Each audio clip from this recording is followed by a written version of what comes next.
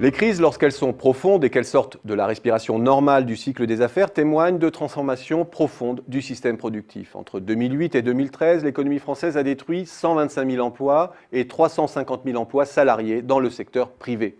C'est dans cet environnement global de destruction nette d'emplois, de fractionnement des statuts qu'a été établi le palmarès des 500 premières entreprises créatrices nettes d'emplois en France, qui a servi de base à l'étude Xerfi intitulée « Palmarès des créateurs nets d'emplois » Top 500 des entreprises et analyse des secteurs. Et ce contexte, exceptionnellement long de contraction de la sphère privée, joue comme un tamis qui sélectionne les modèles d'affaires. Il éprouve les stratégies gagnantes. Il écrème le palmarès des entreprises simplement portées par le versant ascendant du cycle. Autrement dit, il nous révèle la composante positive du processus de destruction créatrice qui redessine le visage de notre positionnement productif. J'aimerais ici souligner 5 enseignements principaux de ce classement qui bousculent beaucoup d'idées reçues.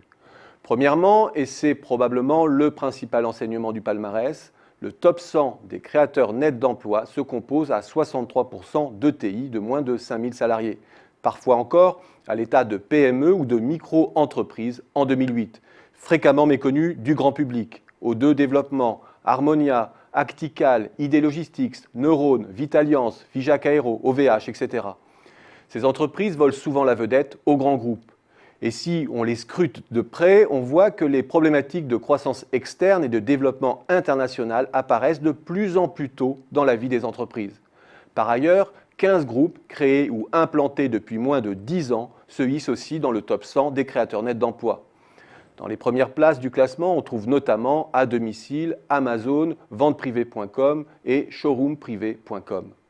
Contrairement aux idées reçues, le tissu français est capable de se régénérer.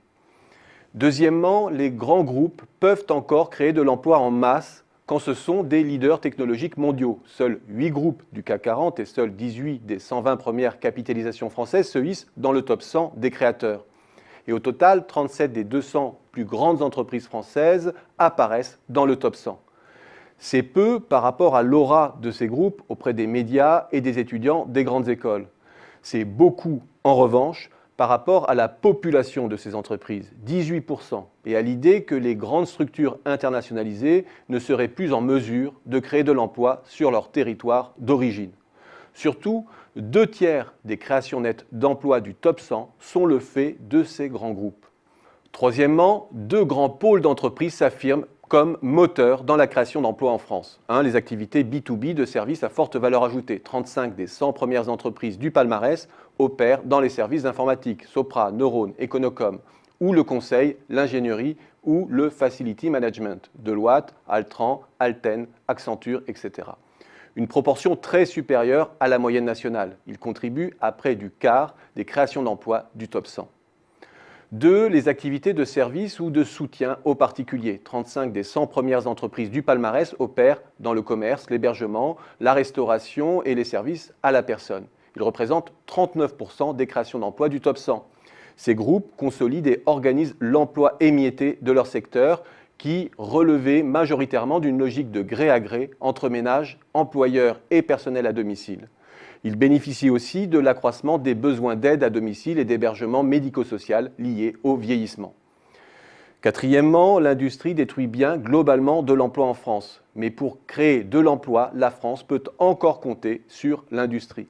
17 groupes industriels, dont un tiers dans l'aéronautique, se hissent dans le classement. Avec près de 25% des emplois créés, l'industrie constitue même le macro-secteur le plus représenté du palmarès. Derrière ces groupes, plusieurs dénominateurs communs.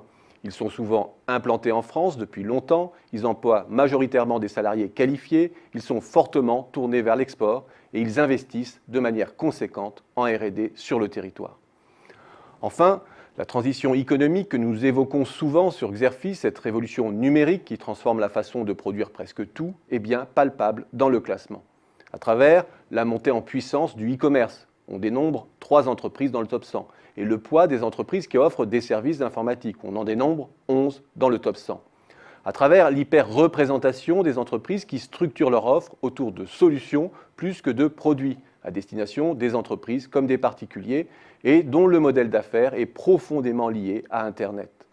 à travers le poids des activités à forte intensité en qualification, mais aussi à travers la montée concomitante des activités porteuses d'emplois peu qualifiés.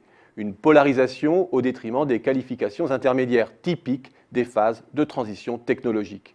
Au final, ce bilan de notre système productif est tout sauf celui d'un mort-vivant, celui que les commentateurs se complaisent à décrire le plus souvent.